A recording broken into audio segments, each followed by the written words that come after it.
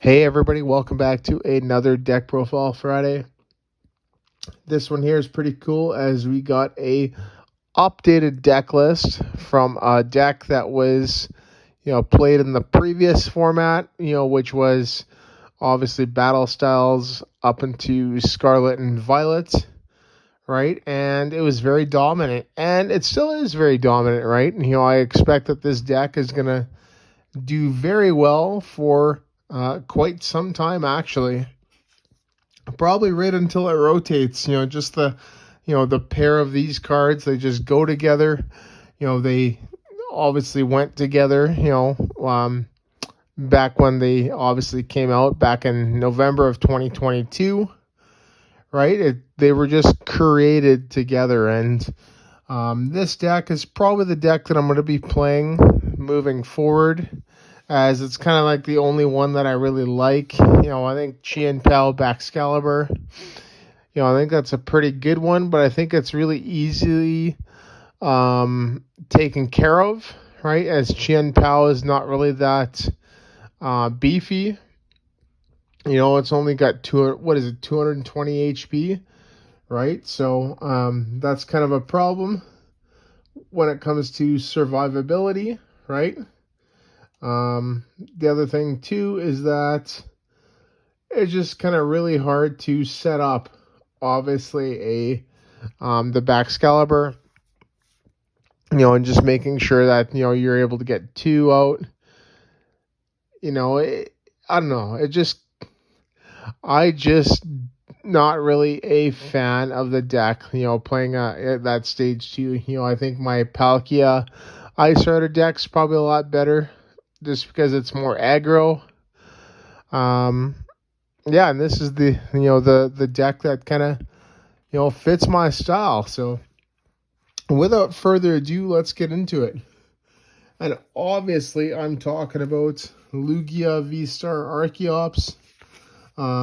This deck has obviously been, the most dominant deck that, we've had in the game for a long time. Right back when it was just, Sword and Shield to Crown Zenith, this deck was just destroying everything and taking names. And then when rotation happened, it rotated out, Sword and Shield through, I think it was Shining Fates is the last set. Right before that, it still continued to dominate. And this is the version that I think is the better version. This is the single strike version. I've seen the colorless version. It's not really a one-hit KO deck, right? This here is more of a one-hit KO deck, right? And that's kind of my style of playing, is one-hit KO. So without further ado, here we go. We got 3 Lugia Vstar and 4 Lugia V, the most important Pokemon in the deck. And then obviously the 4 Archeops. So these all go together. So Archeops is there, Primal Turbo. It searches out 2 special energy cards and attaches them to one of your Pokemon. Right, everything else about it is pretty good. 150 HP, 120 speed wing for 3. That's not terrible. And then resistance, weakness, and retreat cost is really good too. Lugia V, we play 4 because we want consistency. We want to be able to get it out as soon and as quick as possible, right? Obviously, to evolve into Lugia Vstar, right? But for the card, 220 HP, 2 retreat, resistance to fighting, and then weakness to lightning. So that's a pretty standard for Lugia. Read the wind, discard a card from your hand, then draw 3 cards. Neat little draw there. And then Arrow Dive 130 for 4, discard a stadium in place. That's not really too great when you compare that to other Pokemon V, but it's not terrible. Lugia Vstar, they're 280 HP, 2 retreat, resistance to fighting, weakness to lightning. So same thing. Tempest Dive, just an upgraded Arrow Dive. Does 220 for 4, and then discard a stadium in play. You may. And then it's there for its Summoning Star ability. During your turn, you may put up to 2 colorless Pokemon that don't have a rule box from your discard pile onto your bench. And obviously we grab Archeops because that's our energy acceleration. So pretty cool. Awesome. The next part of the deck is obviously the attacking package other than Lugia. Right, we got a single strike Urshifu, VMax here. This card here pretty much knocks out anything in the game. Like, it is one of the most powerful cards ever printed in the game, right? This is how crazy this card is, right? And it's very hard to one-hit KO without weakness. Very hard. All right. But the V there, 220 HP, 2 retreat, no resistance, weakness is psychic. Obviously, it's fighting. Laser focus, we don't really use because we don't play fighting energy. But we do actually play single strike energy. So we can use impact blow there for 2 fighting and a colorless. Does 180, and then you can't use that. So not terrible. And then the VMax, beat down for 3 colorless is 100. So you can power this up with a double turbo. And then if you use a single strike energy, right, you just cancel the double turbo. It just makes it 100 flat, which is pretty good. And then G-Max, 1 blow for 3 fighting and a colorless. So typically 3 single strike energies. It does 270.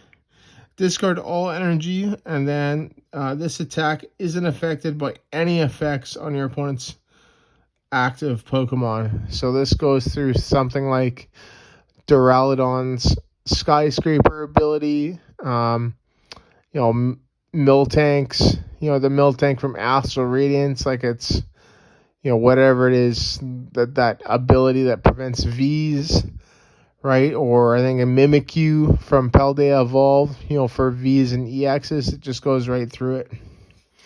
And then by actually having the single strike energy on it, right, you'll be hitting for 330, which knocks out pretty much everything in the game, with the exception of obviously anything that's 340 HP, like Skeletor GX.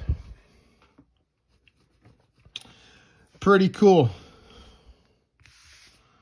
And then the other Vs, we've got 2 Lumineon V, right? Obviously, to be able to search our supporters with Luminous Sign, we don't attack with it either. 2 Tyranitar V. Baby Urshifu, right? This is literally what it is. This thing's an absolute monster.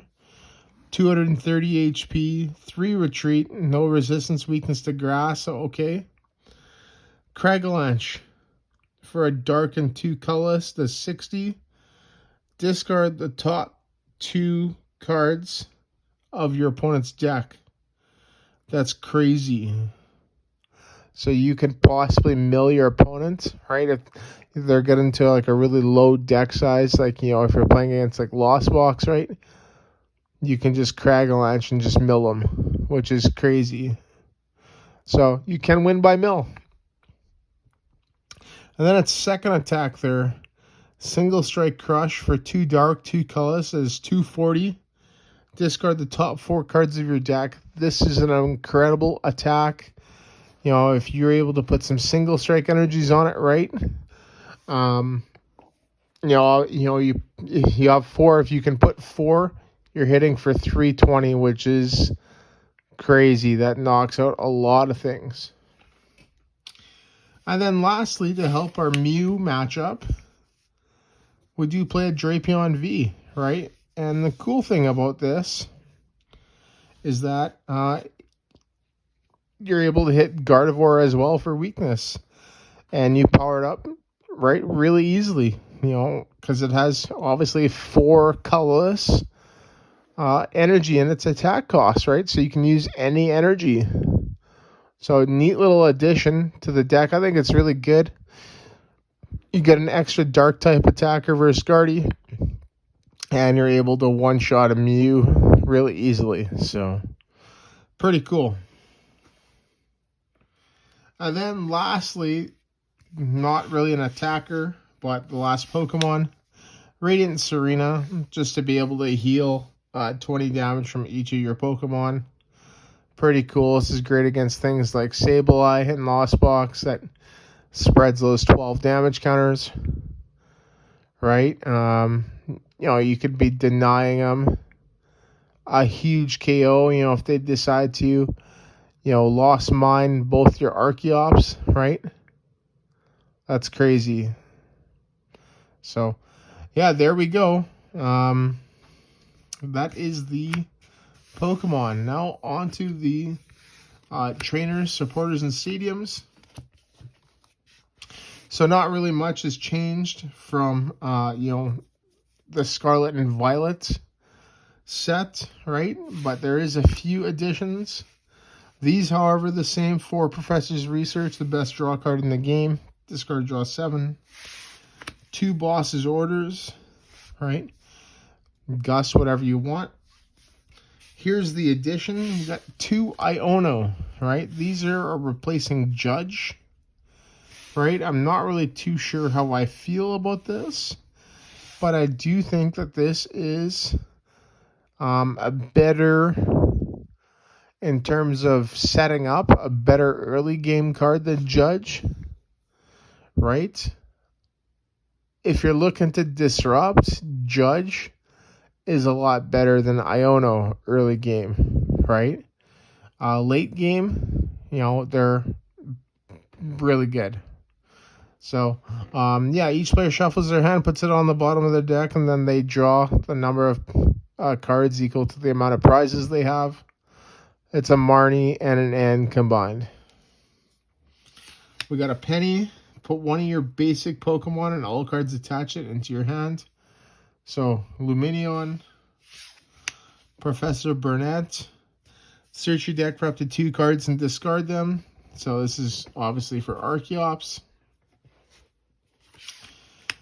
A Serena, so our third boss, and our, a discard, a fodder, for Archeops there, right? We can discard them to draw cards. And then our stadiums. So our stadiums are pretty standard. We got 2 Mesagoza, just because we want to make it more consistent. Flip coin if heads. Search your deck for a Pokemon, and then put it into your hand. And then Collapse Stadium. So Collapse Stadium, both benches get reduced to 4 Pokemon.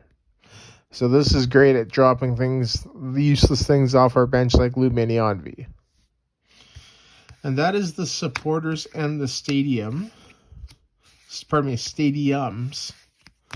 Now lastly, we have the trainer cards, right? So the trainer cards, we obviously want to make it super consistent. So we do play 4 Capturing Aroma. I'm not really too sure how I feel about these. They can search out an evolution Pokemon with a heads coin flip, right? If tails, they search out a basic. I'm not really too sure how I feel. I think it's super important, but at the same time, I think we should be emphasizing more on that setup, right? So what I might do is I might swap these out for Battle VIP, just to see, obviously what would happen. For Ultra Ball, it's there for 2 reasons. To discard Archeops and then to search for a Pokemon. 3 Urn of Vitality to be able to get back our single strike energies. 2 Nest Ball. Search out our basics and put them onto our bench. So another consistency card. And then lastly, a single Choice Belt. An extra 30 to a V Pokemon. So, with obviously, with Lugia, you know, with Lugia Archeops the deck, right? If you're able to, get, a couple of those single strike energies onto Tyranitar there, right? And obviously a choice belt, right?